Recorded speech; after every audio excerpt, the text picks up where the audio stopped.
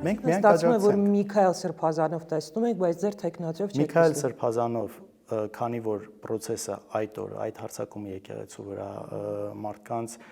միանալ վրթովմունքը մենք տեսանք, որ հնարավոր է, այո։ Եթե ձեզ թվում է դուք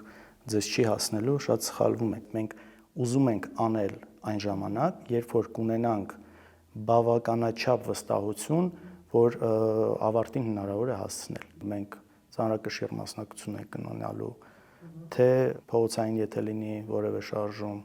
թե արտահերթ կամ հերթական ընտրությունների։ Նրանք միշտ ունեցել են մտավախությունը եկեղեցուն չներքաշել, եկեղեցուն հարվածի տակ չդնելը։ Բայց իշխանություններն են եկեղեցուն ներքաշել։ Հենց դա եմ ասում, հիմա արդեն բանը բանից անցել է, այսպես ասած, Սամվել Կարապետյանը այն մարդն է, ով հարստացել է ոչ Հայաստանում, այսինքն իրան չի կարելի կպցնել այն մյուս պիտակները, ինչ որ անում են մյուսների դեպքում, եւ այս առումով ես կարծում եմ հետագա քաղաքական գործընթացներում նա կարող է լուրջ գործոն դառնալ։ Մեր խնդիրը ինչ որ երկրի շահեր սպասարկելը չի բնավ։ Մենք խոսում ենք Հայաստանի Հանրապետության շահերից։ Ցանկություն չունեմ որևէ պաշտոն ունենալու։ Բացարձակապես չունեմ նման ցանկություն։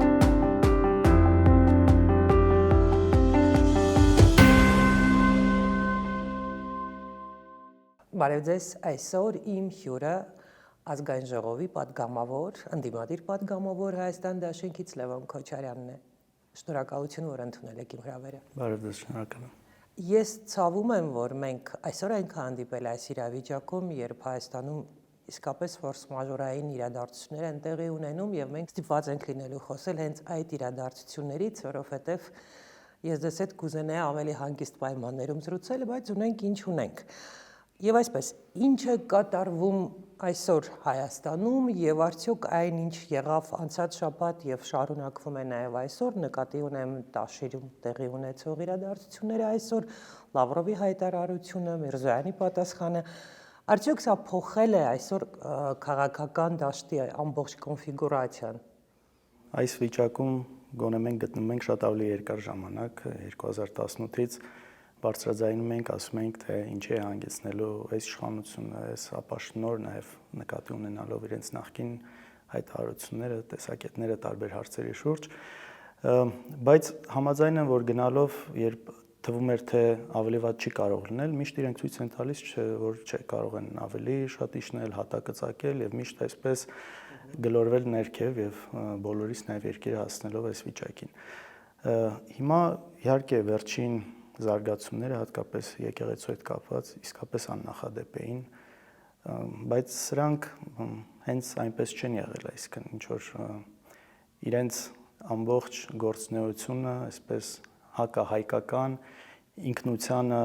վնասող հիմնական հարվածները մեր ինքնության, հայկական ինքնության դեմ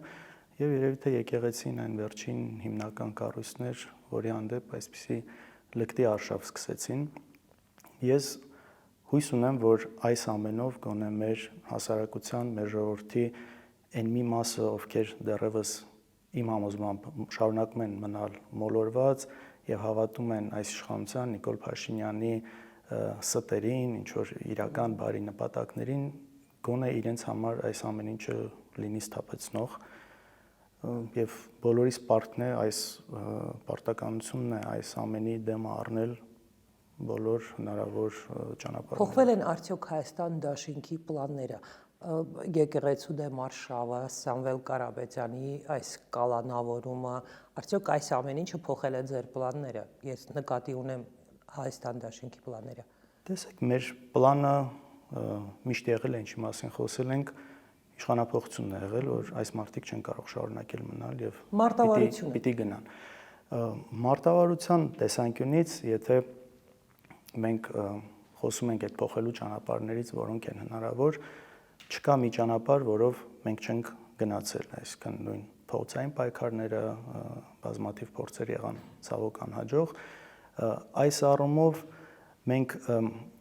նաև հայտարարությանը միացանք արդեն գործող, երբ որ նախաձեռնություն կար Միքայել Սրբազան Աչապահյանի հետ կապված տեխնատության մասով, մենք միացանք հայտարարություն արեցինք, որ միանում ենք, որովհետև տեսանք այն էներգիան ու ցասումը, որ կար փողոցում, այդ անարդարության հանդեպ եւ մենք դա հաշվի առնելով միացանք, տեսնելով, որ միգուցե դրա շուրջ ինչ որ process Ինչու նա հնարավոր լինի։ հրաժարվեց ըստ ձեզ։ Հավատում եք այն փաստարկներին, որ բերել է նրա փաստաբանը։ Գիտեք, ամեն ինչ շատ արագ եղավ եւ չգիտեմ նա ինչ վիճակում էր, այսինքն քննչականում էր գտնվում հարցաքննության ժամանակ, չգիտեմ ինչպես է ներկայացվել, ինչի արդյունքում է նա վերջո հրաժարվել, չգիտեմ այդ ամենը, բայց ունենք փաստ իր հայտարարությունը, Իսկ կան փորձեր հետը նորից կապվելու եւ որ նա մտափոխվի, բացատրել, որ մի քիչ դժվար է դա անել, որովհետեւ տեսակցությունները փակ են, միայն փաստաբաններն են կարող տեսնել եւ կարծեմ հարազատները չգիտեմ այս մասով աշխատանք չի արվում։ Այդ մասով աշխատանք գոնե ես տեղակ չեմ դրանից։ Եթե Միքայել Սրբազանի տեխնացությունը չկա որպես վարչապետ, կա նաև պատիվ ունեմ իրենց նախաձեռնությունը, հա, իդեմս Դավիթ Համբարձումյանի, եթե ճիշտ եմ հիշում նրա անունը, ազգանունը, դուք միանալու եք այդ նախաձեռնությանը։ Տեսեք, մենք բազմիցս հայտարարել ենք, ես տեսնում եմ, որ այս թեման շատ է շահարկվում եւ իզուր չէ որ մենք ասում ենք, որ սրատակ տեսնում ենք ոչ թե իրական նպատակ իմպիչմենտի գործընթացը ավարտին հասցնելու, այլ ավելի շատ մեզ են թիրախավորում սրանով։ Մենք հայտարարել ենք, որ կաջակցենք այդ տեխնացությանը, մենք նույնիսկ որպեսզի չշահարկվեն այնինչ ասվում էր ստորագրությունների մասը, որտեղ իրենք ասում էին, որ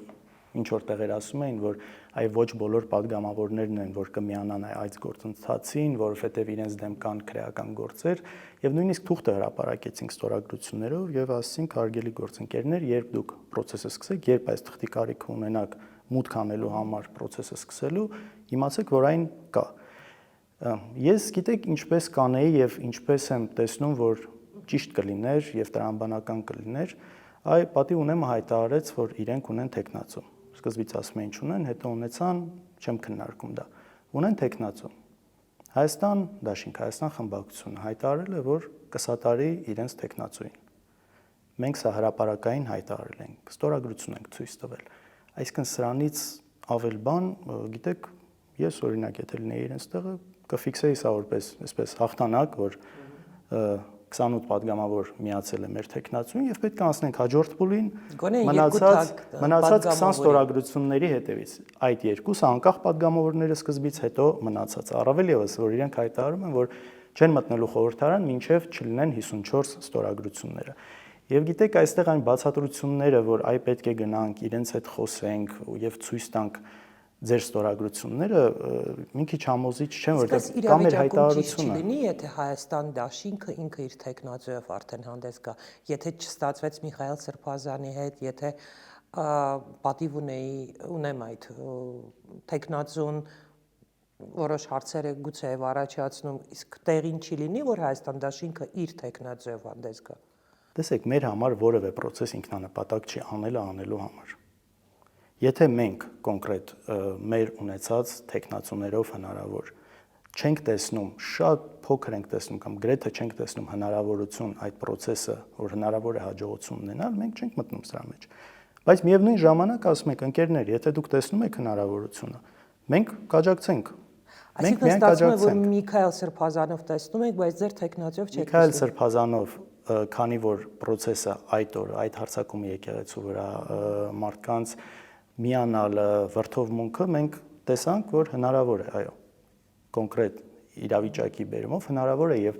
այնպես չէ, որ հետագայում ասում ենք, շատ հնարավոր է, որ, չգիտեմ, օգոստոսին, սեպտեմբերին կամ հոկտեմբերին օրինակ նման նորից process լինի, երբ որ մենք կտեսնենք հնարավորություն, թե սեփական տեխնացուով, թե այլ տեխնացուով ինչ որ գործընթացի միանալու։ Այսինքն մենք չենք ասում impeachment ինքն իրենով սխալ է, մենք ասում ենք այս պահին մենք չենք տեսնում դրա իրատեսական հնարավորությունը։ Եթե ուրիշները տեսնում են, խնդրեմ։ Իսկ փողոցային պայքարը այս իրավիճակում ըստ ձեզ արդեն հասունացել է, որ դուք կազմակերպեք նման պայքար կամ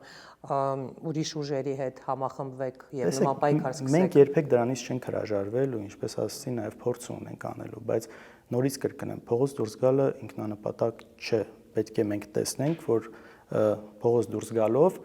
գոնե ինչ որ հնարավորություն կա, բնականաբար կան ռիսկեր, այսինքն ոչինչ 100%-անոց չի կարող լինել, բայց գոնե պետք է լինի որոշակի վստահություն գործընթացի նկատմամբ եւ որից հետո նաեւ դու կարող ես կոչ անել, որովհետեւ այդ process-ը շատ տարբեր բաներ է իր մեջ պարունակում։ Ես անձամբ իմ մեջ զգում եմ միշտ այդ պատասխանատվությունը, երբ որ ինչ-որ կոչ եմ անում մարդկանց ինչ-որ բան անելու։ Պարոն Քոչարյան, տեսեք, օրինակ իմ դուստրը մաթեմատիկա է սիրում եւ ցանկացած խնդիր երբ առաջանում է, թուղթն ու գրիչը վերցնում են, գալիս ասում եմ, մամ, արի գծենք, պլյուս մինուս։ Հիմա տեսեք, մի կողմից պլյուսերը, հա, իրավիճակը է իսկապես փոխվել։ Հասարակությունը հասկացել է, գոնե մենք դա տեսնում ենք, հա, այն արձագանքից, որ կա Փաշինյանի այդ հայտարարություններին, այդ ոչ adekvat պահվածքին, եկեղեցու վրա հարձակումներին, մենք տեսնում ենք հասարակության արձագանք եւ տեսնում ենք, որ այդ մարդու աջակցությունը, եթե նույնիսկ մնացել է շատ ինչ-որ ցածր ռեկորդային ցածր մակարդակում։ Դա պլյուս է, չէ, փողոցային պայքար սկսելու համար։ Բացի դրանից կան ռիսկեր, որովհետև եթե չլինի փողոցային պայքար եւ իրավիճակը այսպես շարունակվի, եթե այդ մարդը տեսնում է, որ երկու սրբազանի է ձերբակալել, ակնհայտ ոչ մի հիմք դրա համար չունենալով, դա ակնհայտ է, էլի դրա մասին խոսել նույնիսկ ավելորդ է։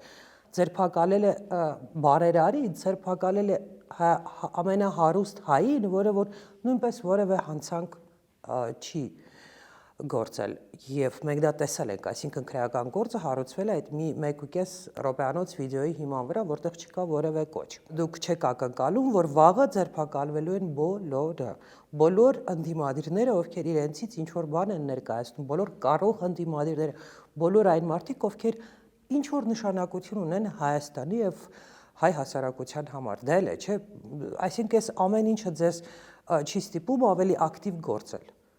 Գիտեք, այն ինչ դուք ասում եք, ես ասում եմ մարդկանց 2018-ից սկսված, երբ որ ապօրինի գործընթացներ սկսվեցին հորս հետ կապված, մյուսների հետ կապված, մարդկանց հետ հենց դա ասում, եթե ձեզ թվում է դուք ձեզ չի հասնելու, շատ սխալվում եք, այսինքն այն ինչ ասում եք, մենք ոչ թե հասկանում ենք, մենք մեր մաշկի վրա ենք զգացել այս ապօրինությունների ամբողջ շղթան։ Ես ինքս իմ վրա եմ դա զգացել եւ շարունակական զգում ենք, իսկ իհարկե այդպես էլ լինելու է այն ինչ ասում եք։ Հիմա այստեղ հասկանանք, մենք ոչ թե չենք անում ինչ որ բան կոնկրետ այս պահին փողոցային պայքարի մասով, որովհետեւ դա չենք հասկանում, իհարկե դա գիտակցում ենք, բայց մենք ուզում ենք անել այն ժամանակ, երբ որ կունենանք բավականաչափ վստահություն, որ ավարտին հնարավոր է հասցնել։ 7 ամիս առաջ Որովհետև կներեք, բայց ամեն փողոցային պայքարը, երբ որ այն չի ստացվում, շատ մեծ հիասթափություն է նաև առաջացնում։ Դա հասկանալի է, այսինքն չեք ուզում ռիսկի դիմել ընտրություններից առաջ։ Տեսեք, միայն ընտրությունները չէ հարցը։ Միայն ընտրությունները չէ այստեղ հարցը։ Ռիսկի կարելի է դիմել, ուղղակի ռիսկի որոշ քանակ կա, թե ինչքան ես դու տեսնում։ Ես ինձ չեմ հարգի, եթե ես այսօր չհավատալով ինչ որ մի գործընթացի, իմ հետևից տանեմ մարդկանց, ովքեր վտանգվելու են ու շատ ուրիշ գործողություններ կարող են լինել։ 7 ամիս առաջ Armcomedy-ի հարթակում դուք ասել եք, որ փողոցային պայքար չեք սկսում, նաև որովհետև հասկանում եք, որ մարզերում հատկապես դեռ մեծ է աջակցությունը, ձեր կարծիքով։ Այսօր էլ է այդ աջակցությունը մեծ Փաշինյանի։ Չեմ կարծում, որ այդ կոնտեքստի մեջ եմ ասել, երևի ընդհանուր խոսքը ավելի շատ նրա մասին է, որ մենք նաև պետք է խոսենք, հարցը կարծում եմ այս կոնտեքստի մեջ էր, որ մենք նաև խոսում ենք մարդկանց հուզող խնդիրներից։ Այո, որ այնտեղ հավատում դեռ շատ են մարդիկ, որ հավատում են Փաշինյանին եւ այո, իջել է միանշանակ, բայց համեմատության հետ, օրինակ Երևանի հետ համեմատության մեջ, այո, ավելի շատ է, որտեղ այնտեղ ավելի շատ է ազդում հանրային հեռուստատեսության եւ ընդհանուր իշխանությունների քարոզությունը։ Պարոն Քոչարյան, գամ Հայաստան դաշինքի ղեկավարը Հայաստանի երկրորդ նախագահն է նաև ձեր հայրը, չէ՞։ Հայաստանցիների մի զգալի մասի համար Ռոբերտ Քոչարյանը ունի հակառեյտինգ, Ռոբերտ Քոչարյանին էին վերագրվում բոլոր չարիքները, որ տեղի են ունեցել Հայաստանում եւ ընդ որում դա չի սկսել այսօրվա իշխանությունը, դա սկսվել է առնվազն 2008 թվականից, առնվազն, գոնե ես այդպես եմ հիշում։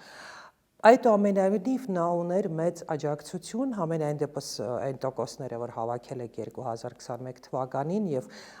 ես հիշում եմ նաեւ այդ մեծ հանրահավաքը Հանրապետության հրապարակում 2021 թվականի խոսում էր այն մասին, որ այդուամենայնիվ Ռոբերտ Քոչարյանին մի զգալի մաս աջակցում է մտածելով, որ միակ մարդն է, ով բավականին վճռականություն ու բնավորություն ունի, կամք ունի երկիրը այս իրավիճակից հանելու, բայց դանդաղկոտությունը Հայաստան դաշինքի եւ զգուշավորությունը արդյոք նաեւ այդ մարդկանց հետ չի պահում ձեզ աջակցելուց, չի հիասթափեցնում նրանց, արդյոք ուսումնասիրել եք սա։ Տեսեք, նախ ճիշտ եք ասում, հայրիկիս հետ կապված շատ երկար տարիներ այդ հակակառուցությունը սուտը տարածվել է եւ հիմա էլ չի դադարում մեծ հաշվով։ Չնայած այդ ամեն ինչին, նա այսօր բոլոր հարցումներով առնվազն երկրորդ տեղն է զբաղեցնում բաների մեջ, հեղինակություն ունեցող ամեն շատ ռեյտինգ ունեցողների մեջ։ Դանդաղկոտությունը ես մի քիչ չեմ համաձայնվի ձեր հետ դանդաղկոտության առումով, այստեղ նորից պետք է հետ կամ, այսինքն այն ինչ ունենք իրավիճակը ու ինչն է իրատեսական։ Մենք պայքարում ենք բոլոր հարթակներում, որտեղ դրա հնարավորությունները տեսնում ենք, եւ փողոցում ենք պայքարել, եւ խորհրդարանում ենք պայքարում, եւ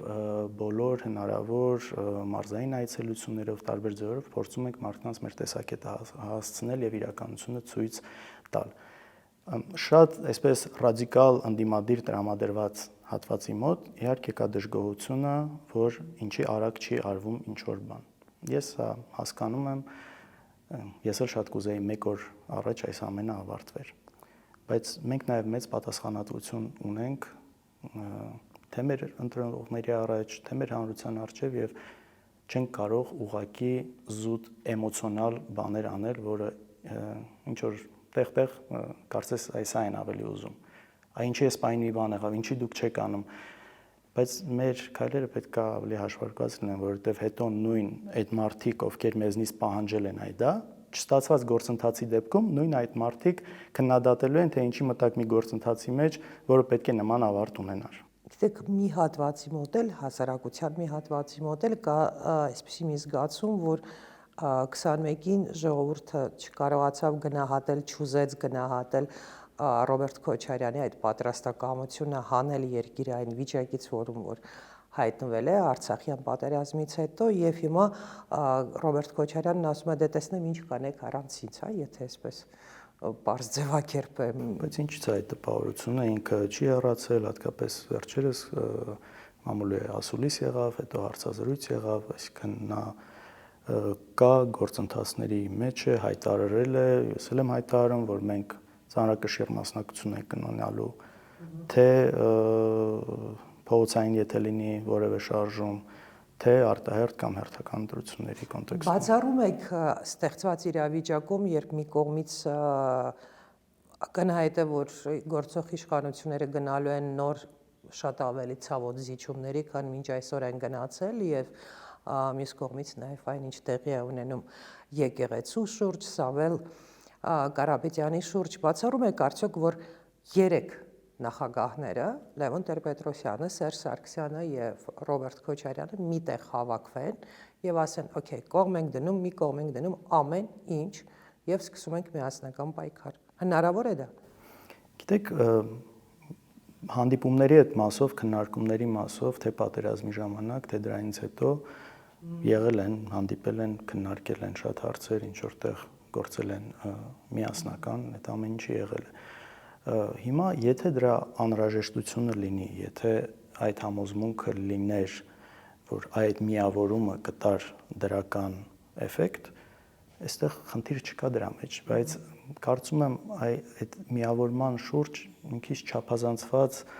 մոտեցում։ Ես հասկանում եմ նաև այս սպասումները, ինչ որ ճարահատյալ, ինչ միգուցե վիճակից է լինում մարդկանց մոտ, որ այն նման բաների մեջ ինչ որ փրկություն են տեսնում, բայց հավատացեք, գոնե այն մարդկանց ում նշեցիք, բոլորի նպատակը համոզված եմ նույնն է ընդհանուր առմամբ, այս իշխանությունների հեռացումն է։ Սիմվոլիզմ կա, չէ՞, այդ պատկերը պատկերացրեք, հանդիպում է Ռոբերտ Քոչարյանը Լևոն Տեր-Պետրոսյանի հետ։ Բայց այդ հանդիպումը եղել է, նման հանդիպումներ եղել են պատերազմի ժամանակ, դրանից հետո էլ հանդիպումներ են եղել Վեհափառի մոտ, եթե կհիշեք, կարծեմ 22 թվականին, այսինքն եղել են այս մասով։ Ինչպես է գնահատում Հայաստան դաշինքը եւ դուք անձամբ ինչպես է գնահատում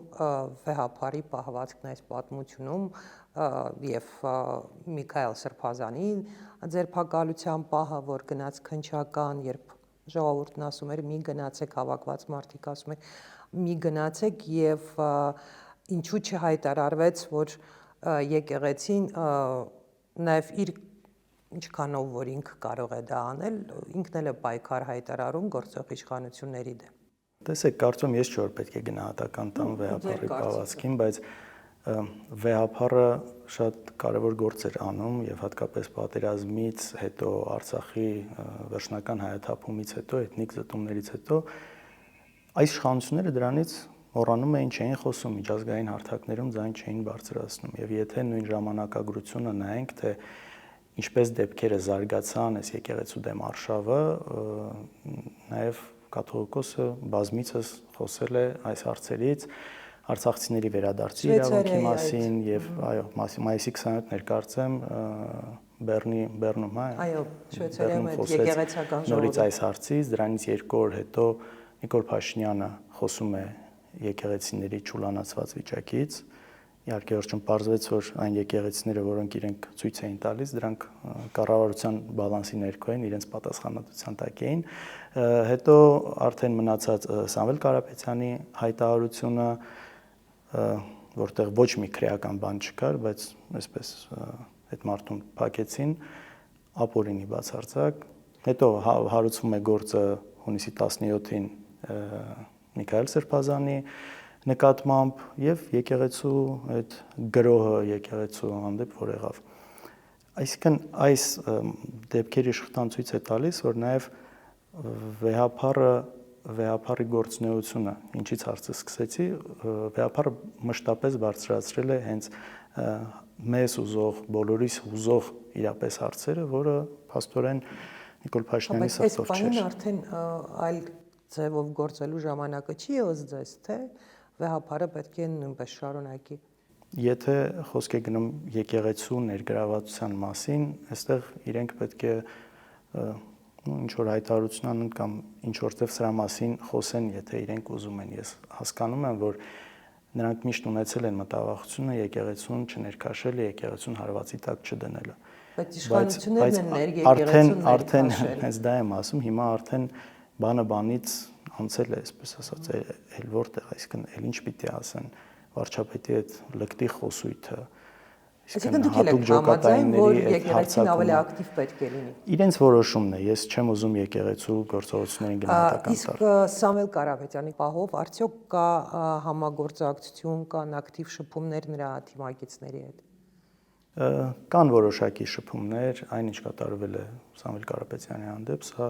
հերթական, իրավական, բեսպրեդելն է խայտարակությունն է։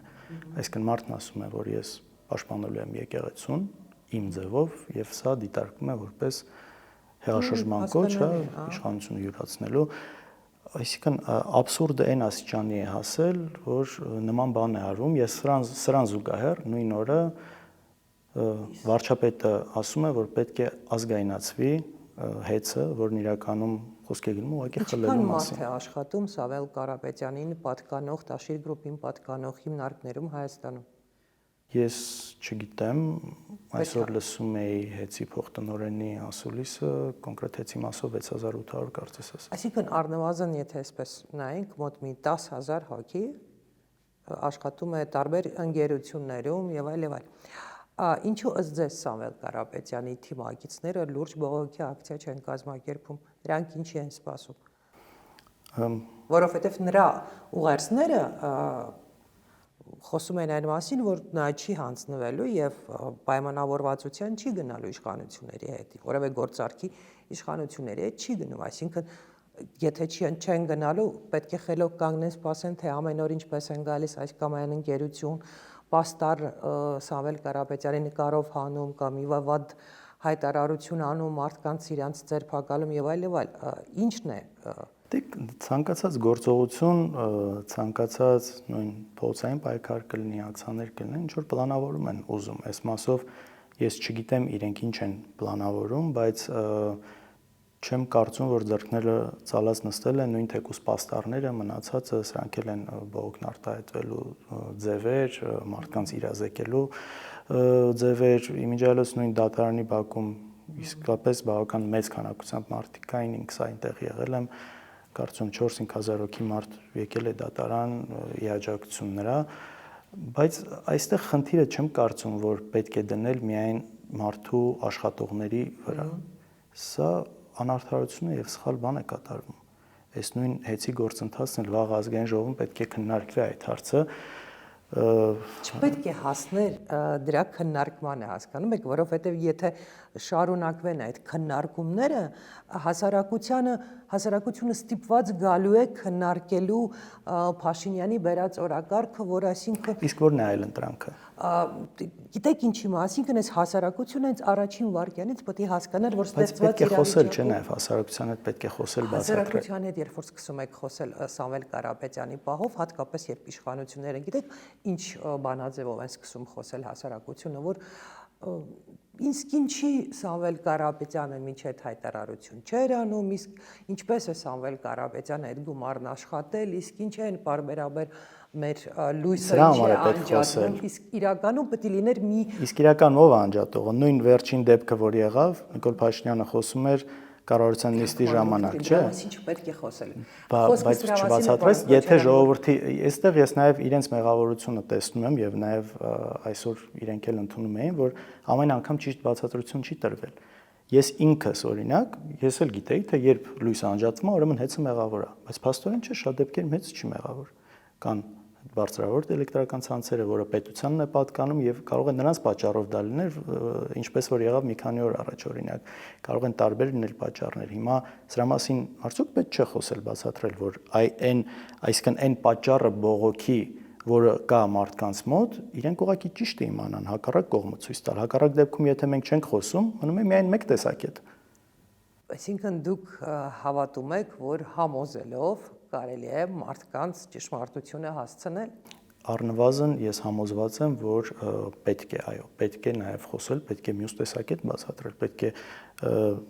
առնվազն ինքը ունենա մյուս կողմին, մյուս կարծիքը լսելու, իրականությունը մեր համոզմամբ լսելու հնարավորությունը։ Հակառակ դեպքում ընդդիմությունը, ես չեմ ասում դրանով պետք է սահմանափակվել։ Բնավ խոսքը դրա մասին չէ, մեր անցած գործունեությունն էլ հենց ցույց է տալիս, որ մենք չենք սահմանափակվել դրանով։ Սամվել Կարապետյանի кейսի մեջ, ինչպես ասում են, կա բացի քաղաքական ինչ որ տարից, կա նաև շատ հետաքրքիր հայերի համար, հայաստանցիների համար, ընդհանրապես հայ ազգի համար էգզիստենցիալ պահ, այն առումով, որ սա շատ լավ գործ է ցույց տալու համար, որ պետք չի նախանձել հարուստ մարդկանց եւ երբ մարդը հարուստ է, դա չի նշանակում, որ ինքը ինչ որ բանում մեղավոր է եւ հասարակության մարդկանց մեջից հանել այդ նախանձը, որ ոչ թե պետք է նախանձել հարուստ մարդուն, այլ պետք է փորձել հասկանալ իսկ ինքը ոնց է այդ հարստությանը անցել եւ արդյոք ես էլ կարող եմ ինչ որ հաջողությունների անցել։ Չեք կարծում, որ այս առումով Սամվել Կարապետյանի օրինակը շատ հետաքրքիր կարելի է օգտագործել։ Ես համաձայն եմ, լիարժեք համաձայն եմ, Սամվել Կարապետյանը այն մարդն է, ով հարստացել է ոչ Հայաստանում, այսինքն իրան չի կարելի կպցնել այն մյուս պիտակները, ինչ որ անում են մյուսների դեպքում եւ այս առումով ես կարծում եմ հետագա քաղաքական գործընթացներում նա կարող է լուրջ գործոն դառնալ։ Այսինքն ինչ որ կուսակցության միջոցով, ինչպես ուրիշներն են ասում, Իվանիշվիլի օրինակը։ Միգուցե ես Վրաստանի դեպքով չեմ ուզում օրինակներ անցկացնել, բայց այո, մարդը մտահոգ է, երկար տարիներ շատ լուրջ գործեր է արել Հայաստանում, շարունակում է անել։ Դուք դա դրական եք գնահատում։ Իհարկե դրական եմ, իսկ ինչպես կարելի է քաղաքականություն։ Ես գնահատում եմ դա դրական, այո, որ դա կարող է դրական այն կարծիքին եք, որ եթե Սամվել Կարապետյանը ինչ որ ձևով մտնում է քաղաքականություն, ընտրություններին պետք է գնալ առանձին, հետո միավորվել։ Գիտեք, քաղաքականություն բառը ինքն իրանով այնքան է արժեզրկվել, մարդիկ մտահոգված են շատ տարբեր հարցերից, վրդոված են տարբեր երևույթներով, բայց հենց լսում են քաղաքականություն բառը, ասում են մենք քաղաքականությամբ չենք զբաղվում, այսինքն քաղաքականությունը դրա համար ես չէի ուզենա սա ասել Սամվել Կարապետյանը մտնի քաղաքականություն, չմտնի, բայց առնվազն այն, որ նման մարդը Հայաստանի համար այդքան բան արած մարդը չի կարող անտարբեր լինել այն ամենի շուրջ, ինչ կատարվում է Հայաստանում։ Սա ուղղակի անտարբեր չլինելու հանգամանքն է։ Պարոն Քոչարյան, իսկ ընդհանրապես ոնց է գնահատում Սփյուռքի պահվածքը այս վերջին տարիներին, երբ լռում են, մեծամասամբ լռում են, ես մենակ Արա Աբրահամյանին եմ հիշում,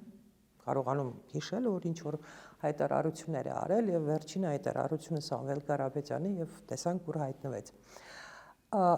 Լռությունը Սփյուռքի, ընդ որում Սամվել Կարապետյանի դեպքում նա այստեղ բիզնեսներ ունի, բայց ասենք ուրիշները, որ Ֆրանսիայում կամ Միացյալ Նահանգներում կամ Բրիտանիայում կամ Շվեյցարիայում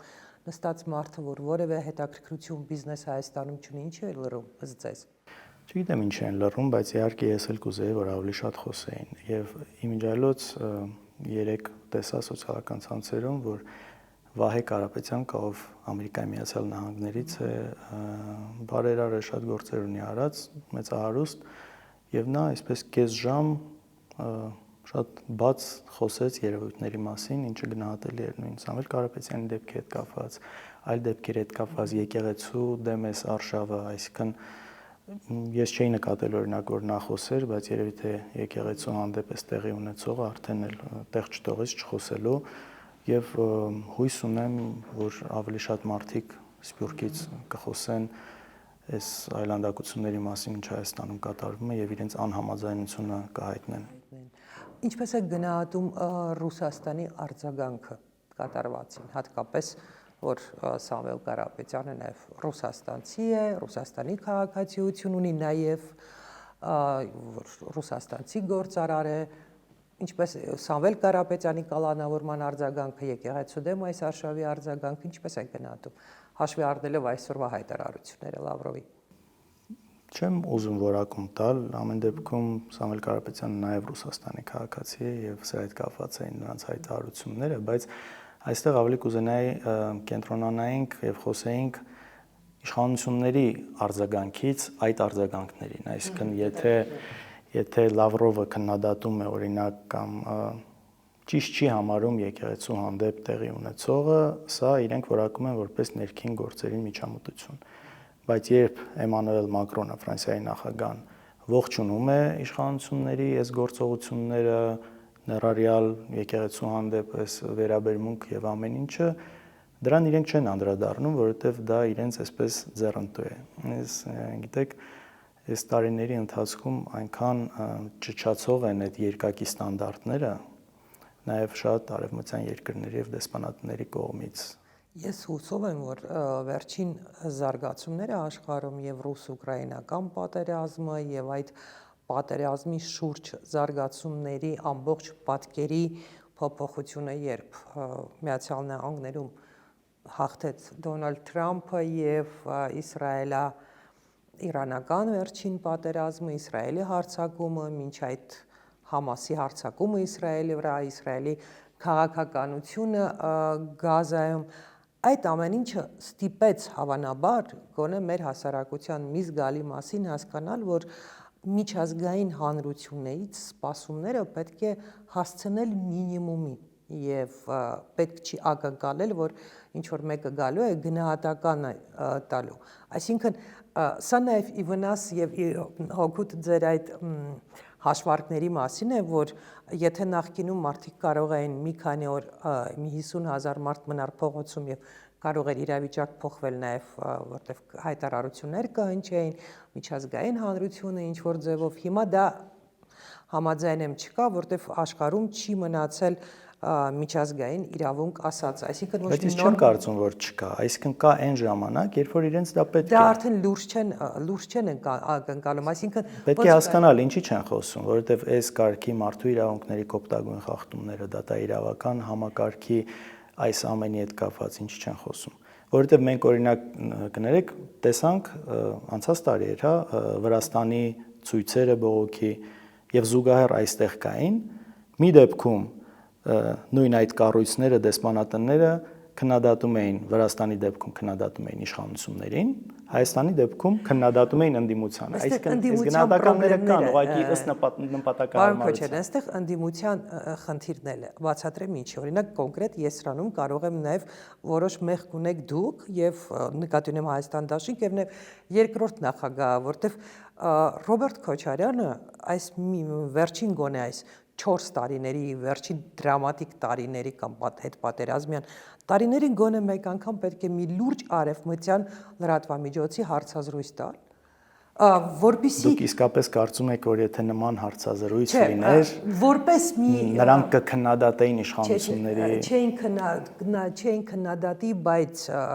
Փաշինյանին հաջողվել է, հասկանում եք, բոլոր ընդդիմադիրների վրա դնել այդ պրոռուսական պրոյեկտի պիտակը եւ դրանով առաջ գնալ, ինքը դրանով է հաղթում, որ բոլորի մասին խոսում է որպես մենք պետք է ավելի փորձեինք իրենցից ավելի արևմտամետ լինել, ոչ, դուք պետք է փորձեիք, ասենք օրինակ, մեկը չկա, ես նաև չեմ լսել, որ ասենք ընդդիմադիրներից մեկը ասի ժողովուրդ ջան, հերիք է խոսել արևմտամետ կամ ռուսամետի մասին, բերել օրինակ կոնկրետ Էրդողանի օրինակը, այս երկիրը Թուրքիայի ՆԱՏՕ-ի երկրորդ բանակը ունի, ՆԱՏՕ-ի ամենալուրջ դերակատարներից մեկն է, Միացյալ Նահանգների հենասյունն է մերձավոր արևելքում, բայց նաև հիասքանչ հարաբերություններ ունի Ռուսաստանի հետ, հիասքանչ հարաբերություններ ունի։ Մեզ մոտ ինչպես էր 2000-ականներին նույն Ռոբերտ Քոչարյանի կառավարման ժամանակ։ Մենք գալիս ենք դրան։ Թե չկար այդ բալանսը, մենք բոլորի հետ աշխատում էինք։ Կոմպլեմենտար քաղաքականություն, ինչպես ասում էր Նույնիսկ ՆԱՏՕ-ն այստեղ զորավարժություններ է անցկացրել, ՆԱՏՕ-ի քարտուղար էր այցելում, այսինքն մենք այդ խնդիրը բացարձակապես չունենք ու Քոչարյանն էլ դա չունի եւ մենք միշտ մենք որպես խմբակցություն հանդիպում ենք մշտապես բոլորի հետ, ես հասկանում եմ, որ այդ պիտակը մեզ փորձում են կպցնել, բայց մենք միշտ էլ հայտարարում ենք, որ մեր խնդիրը ինչ որ երկրի շահեր սպասարկելը չի բնավ։ Մենք խոսում ենք Հայաստանի Հանրապետության շահերից։ Եթե մենք անվտանգության տեսակետից ինչ որ մեր արդեն գոյություն ունեցող համակարգը, որն աշխատել է ժամանակին, ասում ենք, որ պետք է սա վերականգնել, դա չի նշանակում լինել ռուսամետ։ Երբ որ մենք ասում ենք, որ մենք շատ բան ունենք սովորելու եւ վերցնելու եվրոպացիներից, դա չի նշանակում, որ մենք դառնում ենք դրանով արևմտամետ։ Հասկանում եք, մենք այնքան փոքր երկիր ենք, մենք չենք կարող նման խաղերի մեջ լինել եւ նման խոշոր խաղացողների արանքում հայտնվել։ Մենք պետք է հետապնդենք մեր երկրի շահը, որը եթե Հայաստան դաշինքը գալիս է իշխանության, ինչ բնույթ են կրելու բանակցությունները Ադրբեջանի եւ Թուրքիայի հետ։ Ինչ տրամաբանություն է լինելու այդ բանակցություններում եւ արդյոք լինելու են բանակցություններ։ Բանակցություններ պետք է լինեն, բայց այնինչ հիմա կատարվում է, մենք սա չենք դիտարկում որպես բանակցություններ, այլ չվերջացող զիջումների ինչ որ շղթա է տեղի ունենում։ Եվ իմիջիայլոց նույն այս եկեղեցու դեմ սկսված արշավը նույն տեղ է տալիս մտածելու, որ սա էլ դրսից պարտադրված կամ Թուրքիային ու Ադրբեջանին հաճոյանալու այսպես միջոց էր, հատկապես շատ տարօրինակ ձևով կամ օրինաչափ ձևով հետևեց նաև Նիկոլ Փաշինյանի այցից հետո, Թուրքիայի հետ այցից հետո այդ իսլամական երկրների կազմակերպության հայտարարությունը, այդ խայտառակ հայտարարությունը մեզ վնասող եւ այս ամեն ինչի շղթայում մի բան էլ եկեղեցու վրա հարձակումը ողջամիտ տեղ են տալիս կասկածելու, որ դուք ինչպես եք, ինչ տրամաբանություն եք որդեգրել։ Միանշանակ ոչ այս սկզբունքով անվերջ զիջողականության, նախ գիտեք, դու քեզնից պետք է փորձես սկսես նորից բան ներկայացնել։ Այնինչը հիմա ցավոք չկա։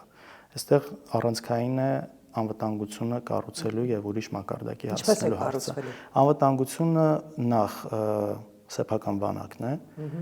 երկրորդը դա մեր դաշնակիցներն են, դաշնակիցների հետ հարաբերությունները կարգավորելու, նոր մակարդակի բերելու եւ դրան զուգահեռ բանակը հզորացնելու։ Ռուսաստանը, Իրանը, իհարկե։ Իսկ այս նոր իշխանությունների ոչ մի քայլ արտաքին քաղաքականությունում դրական չեք գնահատում, օրինակ հարաբերությունները Հնդկաստանի հետ, թե անլուրջ են։ Լավ է, եթե այդ ուղղությամբ էլ փորձում են, բայց պետք է միշտ նաև հաշվի առնել հարաբերությունները կառուցելուց, նաև մնացած ընդհանուր կոնտեքստի մեջ դա ինչ է փոխում։ Գիտեք, հիմնական խնդիրը որն է։ Մենք երբեք չենք ասում, որ պետք չէ մերձենալ որևէ երկրի հետ, բայց խնդրահարույց է եւ ռիսկային ու պրոբլեմատիկ է դրա ականատեսը մենք եղանք, երբ որ դա արվում է վնասելու գնով ուրիշի հետ հարաբերություններ։ Երբ որ դու ուզում ես ինչ-որ մեկի հետ լավանաս, ի վնաս նրա, որ փչացնում ես հարաբերությունները մյուսի հետ։ Այսինքն նրա հետ լավանալու գինը լինում է այն մյուսի հետ վատացնելու հարաբերությունները, սա խնդիր է, սա լուրջ խնդիր է։ Իսկ մենք տեսնում ենք, որ վերջի տարիներին դա է արվում, հատկապես այս աշխարհաքաղաքական բախումների ֆոնին,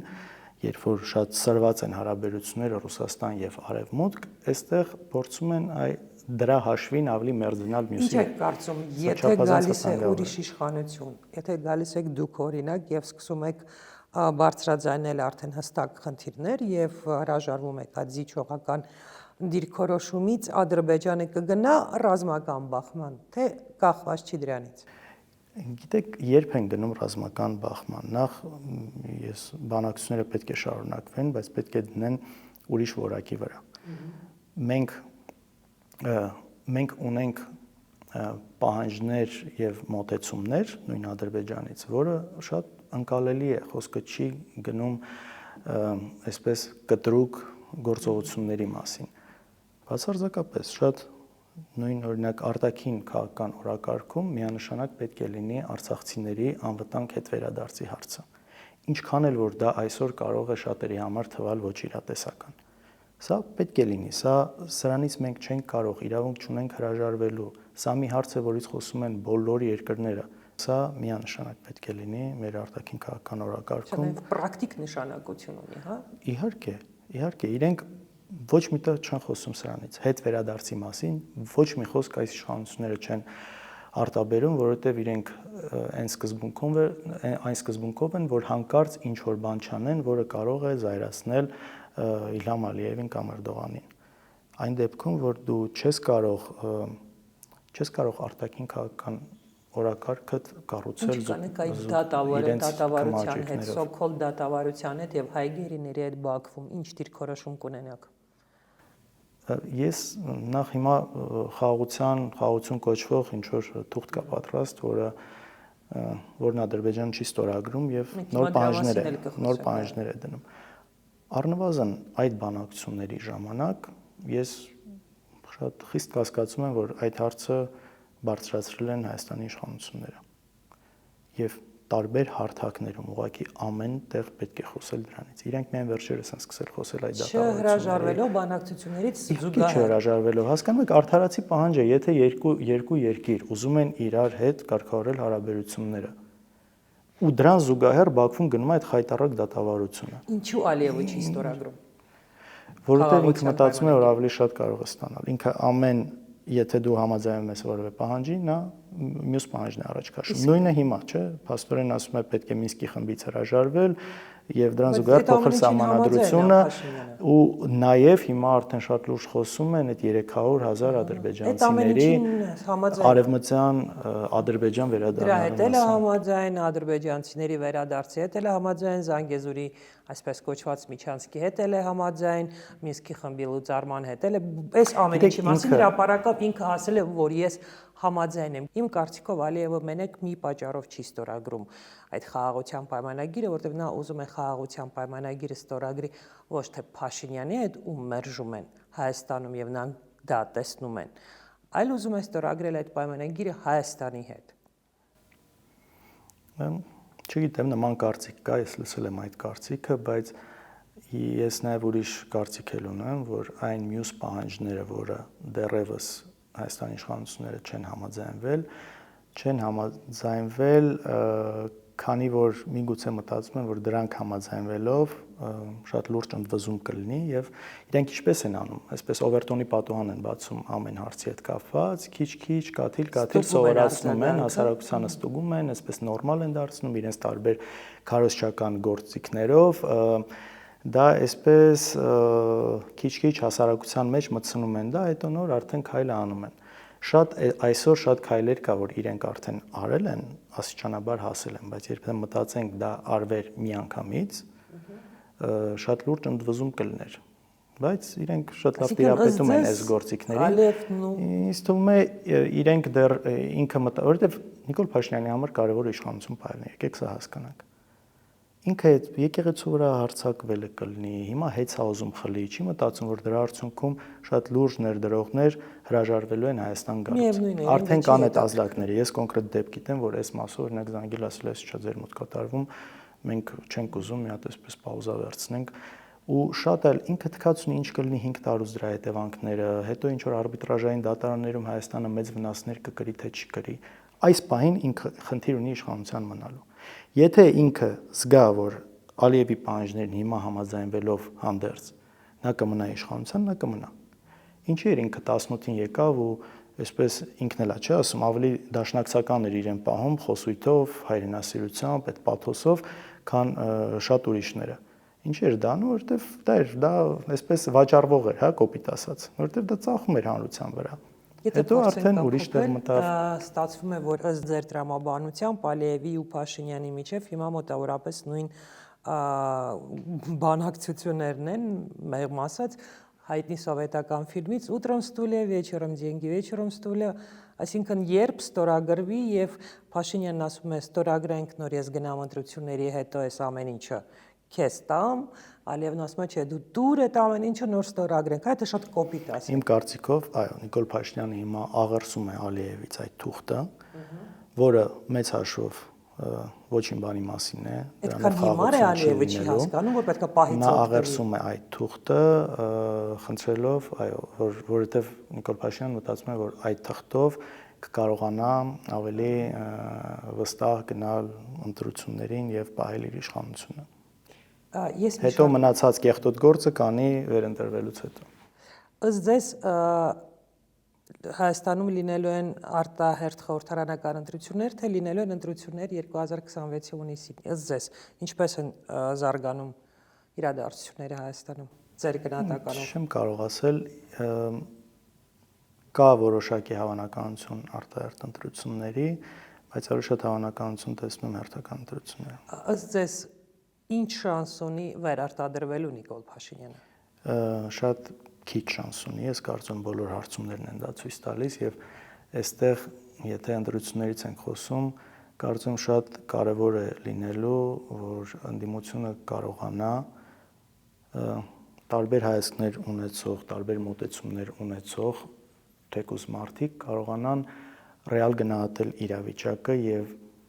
սեփական ամբիցիաները մի կողմ դնելով հասկանալ, թե որ միավորներն են, որ ուժերն են, որ կարող են ունենալ անցողիկ շեմ խորհրդարանում հայտնվելու համար։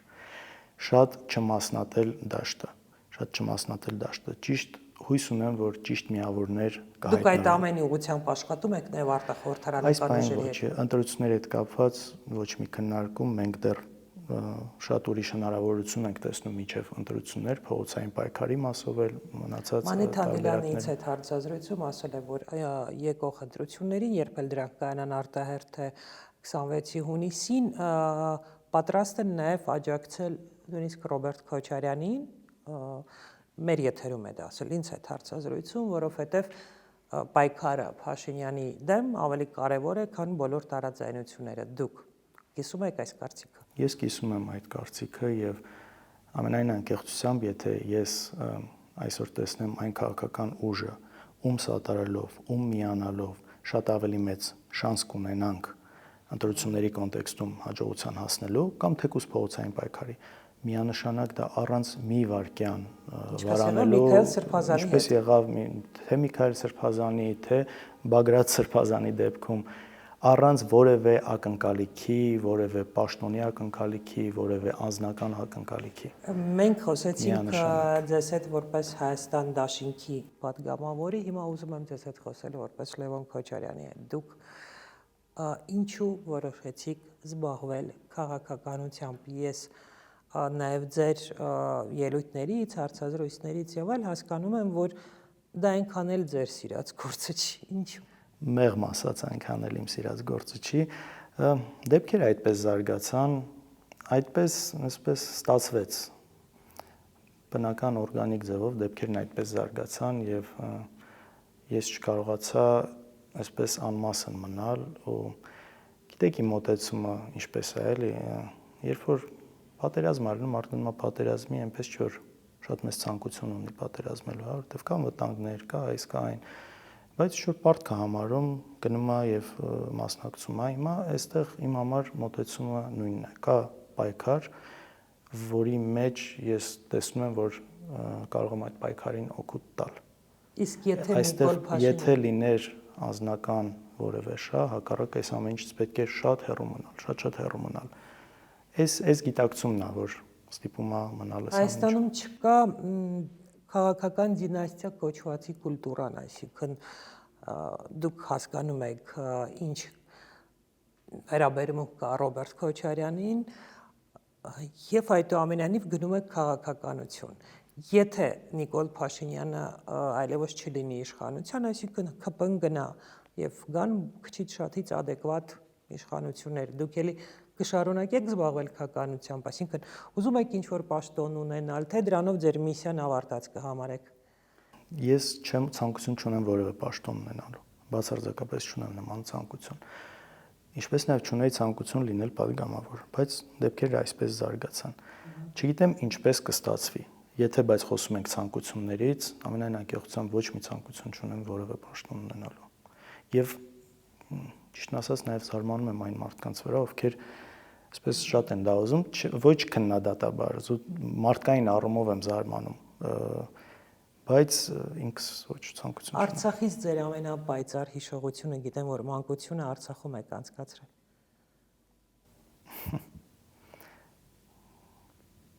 Դժվար է ասել ամենից պայծառը, բայց դեք նույն պատերազմի ժամանակ, երբ որ ծանր էր ամեն ինչ, մենք ռմբակոծությունների տակ, նկողներում, բայց այդ ամեն ինչին զուգահեռ այնքան լավ հիշողություններ կան։ Կան շատ ծանր հիշողություններ, բայց կան նաև շատ պայծառ հիշողություններ։ Ամեն ինչն է առանձին այսպես դրվագ առանձնացնել, երևի թե դժվար է, բայց շատ կան լավ հիշողություններ։ Թե մանկությունից, թե հետո մշտական այցելություններից, երբ որ լինում էինք, լավ է, որ նաև նույնիսկ պատերազմից հետո, 20 թվականի պատերազմից հետո դրանից հետո էլ էինք այցելում, երեխաներիս էի տանում այդ ճանապարհը, շատ դժվար ճանապարհ է խաղապահների, հետո Շուշի կողքով անցնելուց այդ Տահեշ տեսարանը ադրբեջանցիների մոտ կանգնած, բայց նույնիսկ դրանից հետո կապը չէինք կտրել։ Ցավում եմ, որ փոքրիկ աղջիկս չի եղել, ով այո, չհասցրեց լինել, բայց նաև հույս ունեմ, որ դեռ ժամանակները պատերազմից հետո էլ եք այցելել Արցախ։ Ես թե միակ մարդն եմ իմ շրջապատում, ծանոթների շրջապատում, որ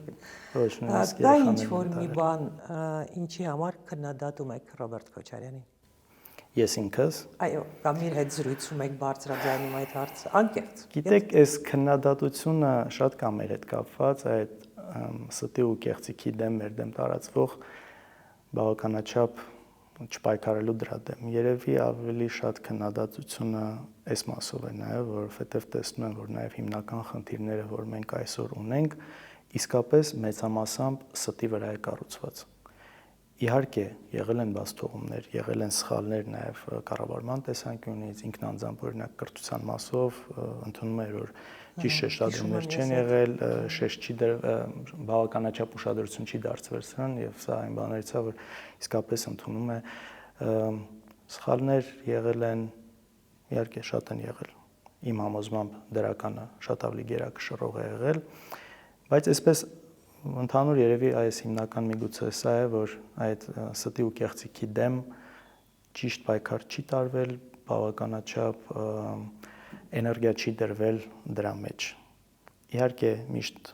այսպես հետ նայելով շատ ավելի հեշտ է խելացի վերլուծություններ անելը, բայց ամեն դեպքում դրա դարապտուղները հիմա մենք քաղում ենք։ Ես չեմ հիշում խոսել այդ մասին երկրորդ նախագահը, թե չէ, կարծեմ ամենայն դեպս իմ հիշողության մեջ դա չի այսպես ֆիքսվել։ Արդյոք Ռոբերտ Քոչարյանը չի զանգահարել Սերժ Սարգսյանին եւ չի ասել նրան, որ պետք չէ գնալ երրորդ ժամկետի, դա մեծ աղետ կբերի։ Չգիտեմ անկեղծ զանգ եղել է նման թե ոչ։ Դուք կզանգեիք։ Չգիտեմ, բայց Այսինքն դուք 18 թվականի ապրիլի մասին եք խոսում։ Դուք կզանգեիք, չէ, 17-ին էր որոշել արդեն։ Ես չգիտեմ նման զանգ եղել է թե ոչ։ Իսկ դուք կզանգեիք, եթե լինեիք ձեր հայրիկի տեղը։ Դժվար է ասել։ Ամեն դեպքում իհարկե շատ կուզեինք այսպես հետ գնալ, որոշ բաներ փոխել